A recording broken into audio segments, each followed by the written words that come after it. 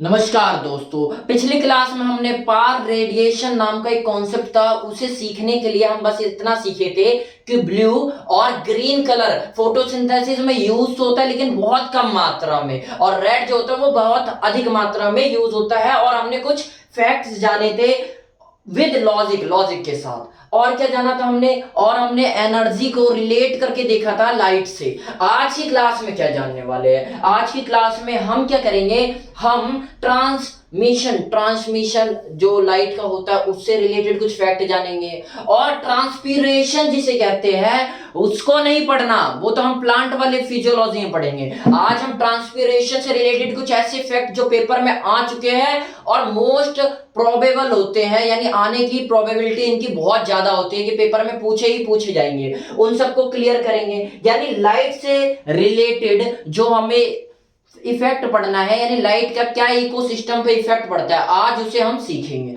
तो शुरुआत करते हैं। सबसे पहले हम पढ़ रहे थे एबायोटिक कंपोनेंट ऑफ इकोसिस्टम, जिसमें हम लाइट के इफेक्ट के बारे में पढ़ रहे हैं। अच्छा, शुरुआत करते हैं। लाइट मतलब जब भी आप लाइट बोला जाए तो लाइट का मेन सोर्स इकोसिस्टम में क्या होता है, सनलाइट होता है। और इसके बाद मैंने आपको बताया था डिफरेंट रीजन होते हैं, has different region use in ecosystem for photosynthesis. Photosynthesis के लिए मैक्सिमम यूज किया जाता है जब हम लाइट का इफेक्ट पढ़ रहे होते हैं।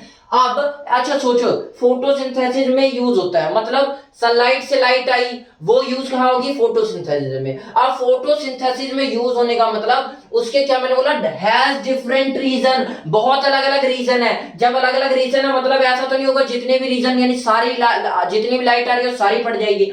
तो उसमें से जो लाइट फोटोसिंथेसिस के काम आएगी, मान लो इतनी सारी लाइट आई, उनमें से इतनी अगर काम आई, यानी जो काम आ रही है उसका एक नया नाम दे देते हैं फोटोसिंथेसिस एक्टिव रेडिएशन। जो लाइट या रेडिएशन सनलाइट से आई है उसमें से जो रीजन, जो भी सनलाइट का जितना भी वो रीजन है, मैंने बोला है डिफरेंट रीजन, तो जो रीजन काम आ रहे फोटोसिंथेसिस में उस रीजन को बोलेंगे हम फोटोसिंथेसिस एक्टिव रेडिएशन। उन रेडिएशंस को बोलेंगे हम फोटोसिंथेसिस एक्टिव रेडिएशन, जिसे शॉर्ट में हम पार कह देते हैं। कुछ बड़ी बात नहीं है। क्या बोला मैंने, ध्यान से सुनो।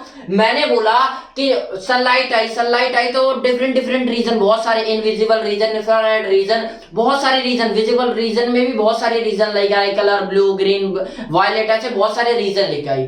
तो इसमें से जितनी लाइट का रीजन जो काम आ रहा है उन रेडिएशन का हमने एक नया स्पेसिफिक टर्म दे दिया, फोटोसिंथेसिस एक्टिव रेडिएशन। शॉर्ट में हमने इसे पार कह दिया। अच्छा, कंट्रोवर्शियल टॉपिक है थोड़ा सा, बहुत ज्यादा नहीं पर कंट्रोवर्शियल, लेकिन जो ऑथेंटिक जानकारी है मैं वो देना चाहूंगा आपको कि फोटोसिंथेसिस एक्टिव रेडिएशन जो होती है वो किस रीजन में होती है, 3800 से लेके 7600 एंगस्ट्रॉम। अब बोलो सर एंगस्ट्रॉम मतलब 10 की पावर -10, और नैनोमीटर में बोला जाए तो 10 की पावर -9। अगर नैनोमीटर की बात की जाए तो कैसे कन्वर्ट करोगे, 3800 में बस एक जीरो हटा दो क्योंकि वहां 9 है, तो एक जीरो हटा दो, यहां से भी एक जीरो, यानी 380 से 760 नैनोमीटर की रेंज, जो डिफरेंट रीजन बता रहा हूं मैं, इसमें से इस रेंज वाले पे फोटोसिंथेसिस एक्टिव रेडिएशन काम करती है। वो कौन कौन से कलर होंगे आप बताओ, ब्लू ग्रीन और रेड। रेड सबसे ज्यादा रीजन आएगा, ठीक है, ये पेपर में पूछा गया तो ऑथेंटिक जानकारी यही है कि भाई सबसे ज्यादा ये है,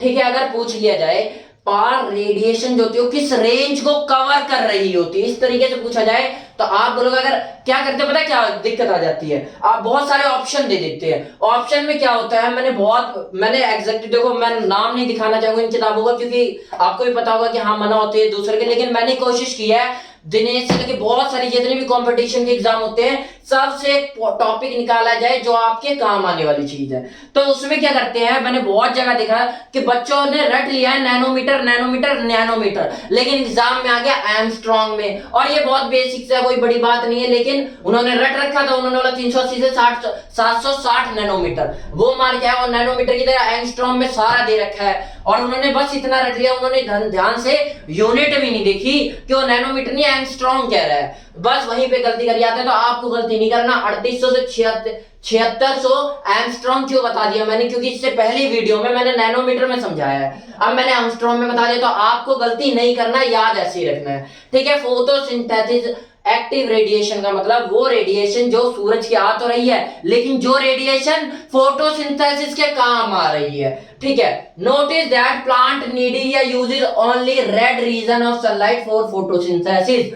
ये कई किताबों में लिखा हुआ है, लेकिन रियल याद रखना, ग्रीन से लेके ब्लू भी काम आते हैं, लेकिन उतना ज्यादा नहीं, वो रेयरली करते हैं। मेन कौन करता है, रेड रीजन कर रहा होता है, ठीक है। आई होप आपको समझ में आया होगा कि कौन सा रीजन ज्यादा कर रहा है। अब आप बोलोगे सर रेड रीजन कर रहा है, लेकिन आपने ब्लू और ग्रीन क्यों नहीं लिखा, क्योंकि वो बहुत कम करते हैं, रेयर, मैंने आपको बता दिया।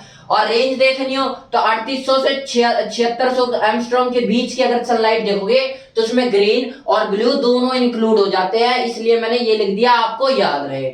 उसके बाद देखो यहां भी मैं आपको बताऊंगा, पहली किताब को जब मैंने पढ़ा था तो क्या it's only 2 to 10% is utilized by plant for photosynthesis। जितनी रेडिएशन ली गई है पार रेडिएशन, उसमें से भी क्या होगा, देखो 2 से 10% ही यूज होगी फोटोसिंथेसिस के लिए।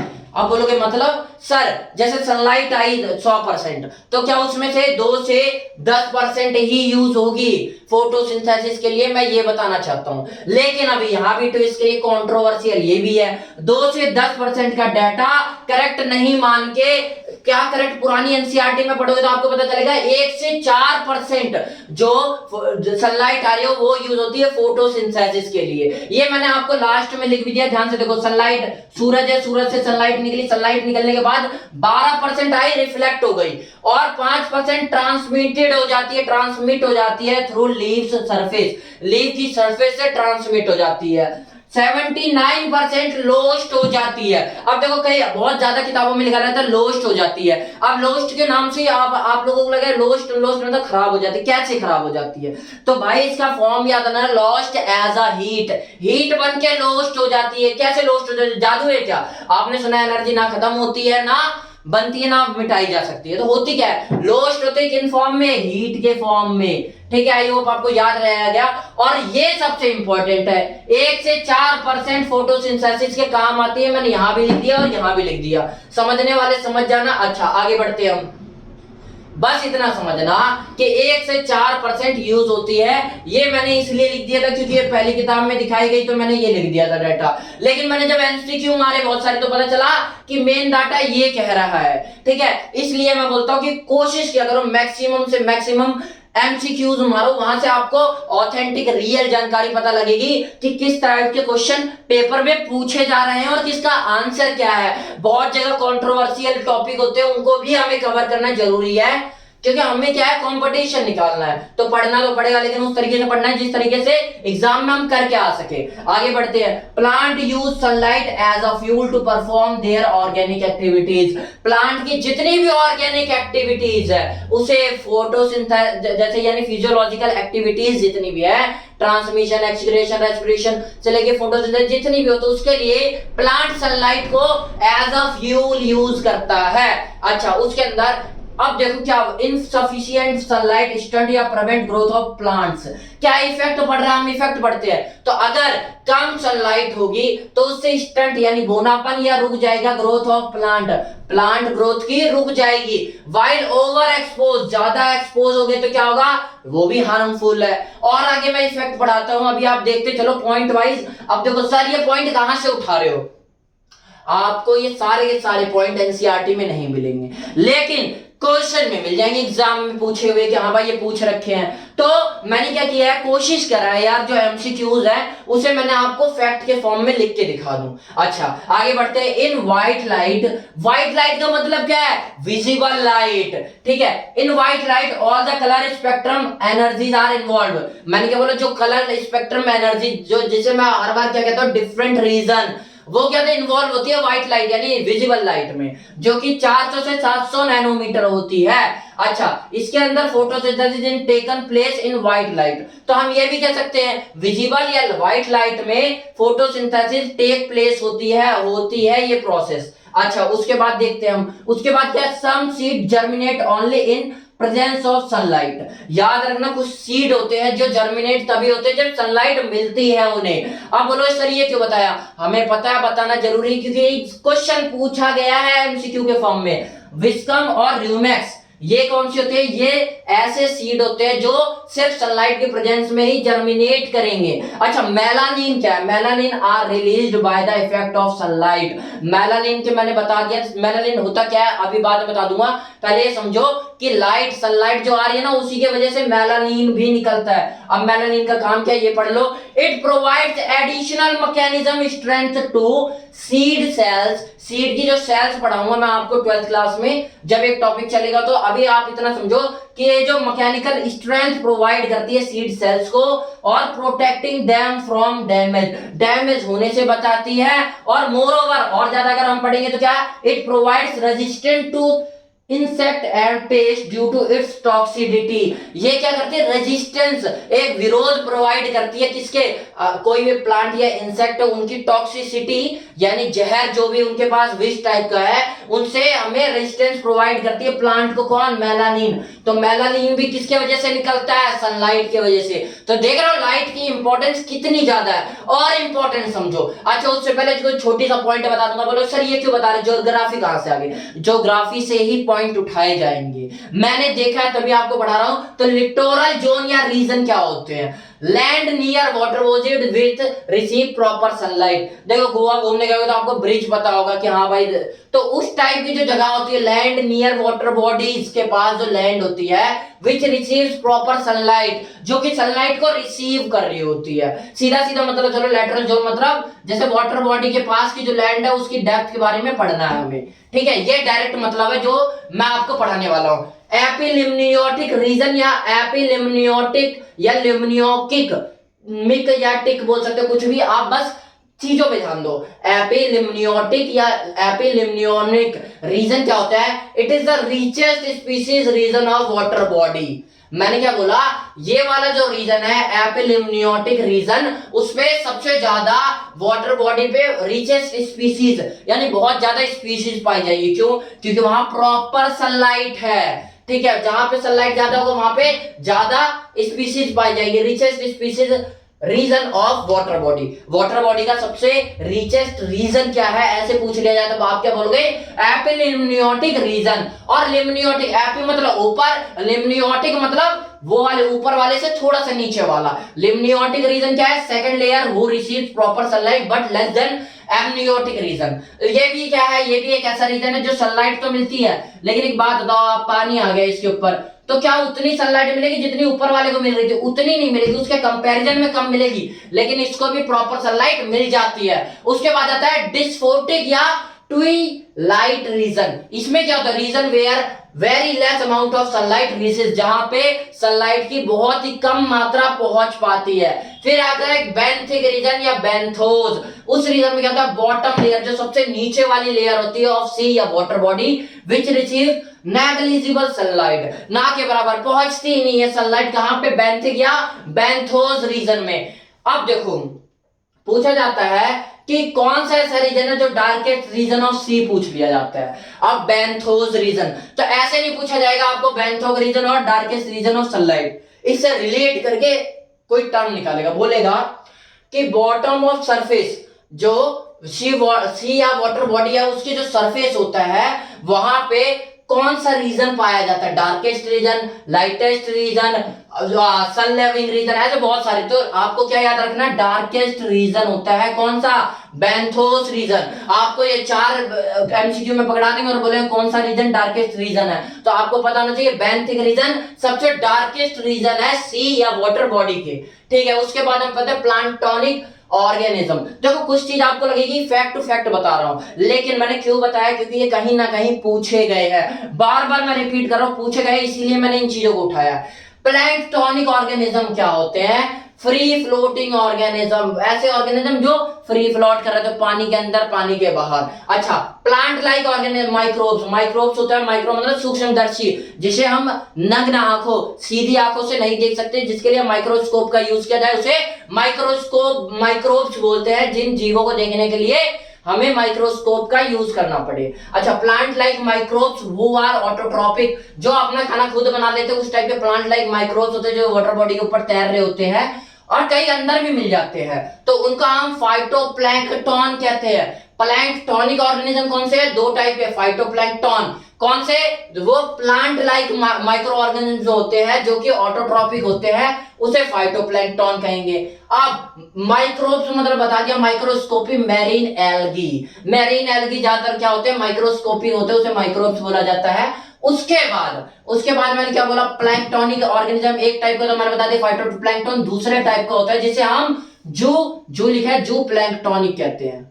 प्लैंक्टन, जू प्लैंक्टन क्या होते हैं? एनिमल्स लाइक माइक्रोब्स, ये तो प्लांट लाइक। अब एनिमल लाइक माइक्रोब्स होते हैं हु आर हेट्रोट्रॉफ, जो कि हेट्रोट्रॉफ होते हैं, दूसरे पे निर्भर करते हैं। जू प्लैंक्टन, जू मतलब एनिमल, नाम से ही समझ में आ गया होगा आपको। दे फीड ऑन फाइटोप्लैंक्टन, ये क्या करते हैं? यही तो फाइटोप्लैंक्टन को खाते हैं, वो फीड ऑन फाइटोप्लैंक्टन, फाइटोप्लैंक्टन पे फीड करते हैं, अपना खाना भोजन वहां से प्राप्त करते हैं। अब देखो और भी चीजें देखो, लाइट के इफेक्ट ही बताता जा रहा हूं मैं, कहां कहां काम आ रहे हैं, ठीक है। तो अब ये जो फाइटोप्लैंक्टन, अगर इन्हें जिंदा रहना है तो फाइटोप्लैंक्टन को खाना, और फाइटोप्लैंक्टन कब निकलेंगे? जब उन्हें सनलाइट मिलेगी। उसके बाद हम सीखते हैं, because of it we found variation in varieties of plant at equator and pole. देखो आपको पता है इक्वेटर और पोल पे अलग अलग टाइप की, कहीं पे कम सनलाइट, कहीं पे ज्यादा सनलाइट पाई जाती है, तो उस हिसाब से ही हम वेराइटी फाउंड करते हैं प्लांट के अंदर, जब हम इक्वेटर टू पोल ऐसा हम जा रहे होते हैं। तो आपको समझ में आ रहा है लाइट का इंपॉर्टेंस क्या है? ये इक्वेटर पोल पे कम ज्यादा पड़ रही है, तब भी देखो प्लांट अलग अलग टाइप के मिलेंगे। अच्छा, उसके बाद एक छोटा सा फैक्ट जान लो कि सनलाइट जो होती है वाटर बॉडी में मैक्सिमम 50 मीटर तक प्रेजेंट होती है, तो वहां तक तो नॉर्मल क्या होता है? फाइटोप्लैंक्टन पाए जाएंगे। उसके बाद अगर कोई पूछ ले तो 50 मीटर से नीचे जो पाई जाती है, तो वो एल्गी कौन सी है? तो वो एल्गी पाई जाती है रेड एल्गी। अब देखो क्वेश्चन एग्जाम में रेड एल्गी से नहीं पूछा जाएगा, पढ़ाया हमें रेड एल्गी जा रहा है। रेड एल्गी का एक दूसरा नाम होता है रोडोफाइसी, रोडोफाइसी से पूछा जाता है। उसके बाद अगर पूछ लिया जाता है बेंथोस रीजन, यानी बेंटिक रीजन में लगभग कौन कौन से पाए जाते हैं, तो वो रेड एल्गी ना होके ब्राउन एल्गी होती है, फॉलोड बाय ब्राउन एल्गी। इसके बाद ब्राउन एल्गी पाई जाती है, जिसे हम एक और नया नाम देते हैं फियोफाइसी। तो आई होप आपको पता चला होगा कि जब लाइट मिलती है कहां पे, कम ज्यादा मिलने से कितना फर्क पड़ जा रहा है। रेड एल्गी मिल रही है क्योंकि कम लाइट मिल रही है, और ब्राउन एल्गी मिल रही है क्योंकि और ज्यादा बिल्कुल ना के बराबर लाइट मिले, तो वहां कौन सी एल्गी? ब्राउन एल्गी पाई जा रही है, जिसका दूसरा नाम हम फियोफाइसी कहते हैं। उसके बाद फोटो पीरियड क्या होता है? फोटो पीरियड मतलब, फोटो मतलब जो लाइट, और पीरियड मतलब समय से रिलेट, यानी कहने का मतलब क्या है? जब किसी प्लांट को, अलग अलग प्लांट को अलग अलग डिफरेंट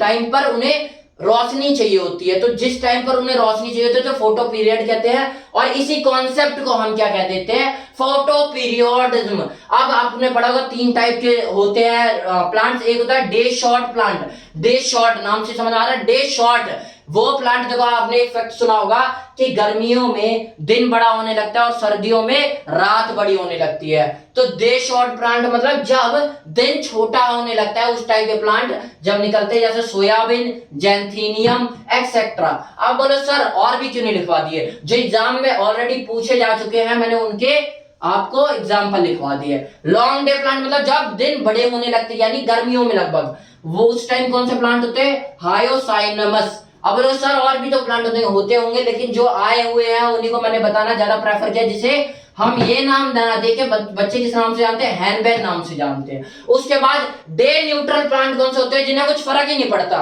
चाहे लाइट आ रही है नहीं आ रही, कोई फर्क नहीं पड़ रहा, अपना डे में उसी हिसाब से निकलेंगे, जैसे टमाटो, टमाटो मतलब टमाटर। उसके बाद हम अर्लियर टाइम पे हम और 2 टाइप में डिवाइड करते थे, जैसे हेलियोफाइट या फोटोफिलस और फिलस। देखो एक फोबस होता है, एक फिलस होता है। फिलस मतलब प्यार करने वाला, फोबस मतलब डर करने वाला, डर लग रहा है जिससे। हेलियोफिलस, हेलियो आपको पता है सन से रिलेटेड यानी सूरज के बाद, या फिर फोटो मतलब आपको पता है रोशनी से रिलेटेड, फोटोफिलस, या फिर सन लविंग प्लांट जैसे सूरजमुखी। ये सारे क्या है? जो डे में अच्छा ग्रोथ करते फटाफट, जैसे सूरजमुखी। अच्छा, उसके अलावा इसके ही बारे में बार बार पूछा जाता है और बहुत इजी सा, आपको बस याद रखना है, सनफ्लावर होता है जो सन लविंग प्लांट होता है। इसके अलावा दूसरे टाइप के कौन से होते हैं, जिन्हें हम क्या बोलते हैं, साइफोफाइट या फिर हेलियोफोबस, या फिर शेड लविंग प्लांट, छायाधार, यानी जब रोशनी सनलाइट ना पड़ रही हो उस टाइप में, जैसे एस्बिया, टिसिया और टेनस टाइप के जितने प्लांट होते हैं वो सारे क्या होते हैं, शेड लविंग प्लांट होते हैं, जो कि जब सनलाइट नहीं पड़ रही है तब अच्छा ग्रो कर पाते हैं।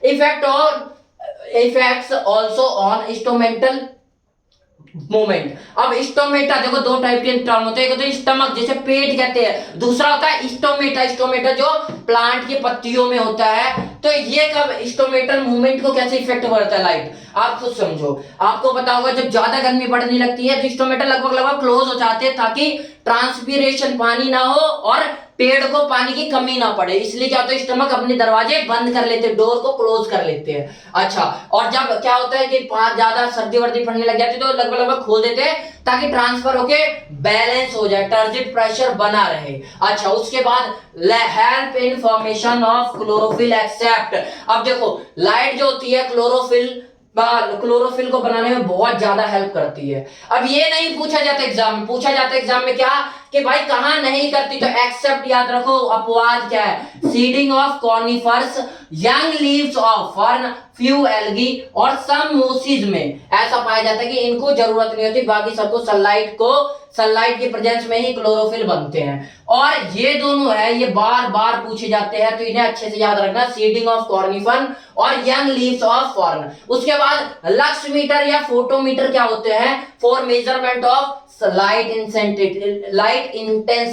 लाइट कितनी इंटेंस है, कितनी ज्यादा आ रही है, कितनी मात्रा अमाउंट में आ रही है, उसे मेजर करने के लिए, उसे नापने के लिए एक लक्स मीटर का यूज होता है, जैसे लक्स मीटर बोल देते या फोटोमीटर कम पूछा जाता है, लक्स मीटर ज्यादा पूछा जाता है। फोटोमीटर आपको समझ में आ गया, फोटो मतलब लाइट से रिलेटेड। अब लक्स मीटर का मतलब भी समझ जाना, लाइट से रिलेटेड, जहां पर मेजरमेंट ऑफ लाइट इंटेंसिटी की बात की जाएगी, यानी जहां पे लाइट कितनी आ रही है उस अमाउंट को कैलकुलेट करना है। और मैंने आपको ये बताई दिया, जब सनलाइट आएगी तो 12% रिफ्लेक्ट हो जाएगी, 5% ट्रांसमिट हो जाएगी लीव्स के थ्रू और 79% लॉस्ट हो जाएगी, कैसे, इन फॉर्म ऑफ हीट, और 1 से 4% फोटोसिंथेसिस के लिए आपको काम आ गया होगा। आई होप आपको समझ में आया होगा बायोटिक कंपोनेंट ऑफ इकोसिस्टम के कुछ इंपॉर्टेंट पॉइंट्स। आगे की क्लास में हम टेम्परेचर से रिलेटेड, टेम्परेचर पढ़ा दिया था, लेकिन अब जो जेन्युइन क्वेश्चन आने वाले हैं, एमसीक्यूज पढ़ूंगा मारने के बाद, बहुत सारे आपके लिए एकदम मक्खन चीजें लाऊंगा। बस आप लोगों का काम क्या है, ध्यान से पढ़ना, जो पढ़ा रहा हूं वो वेस्ट ना जाए। नमस्कार।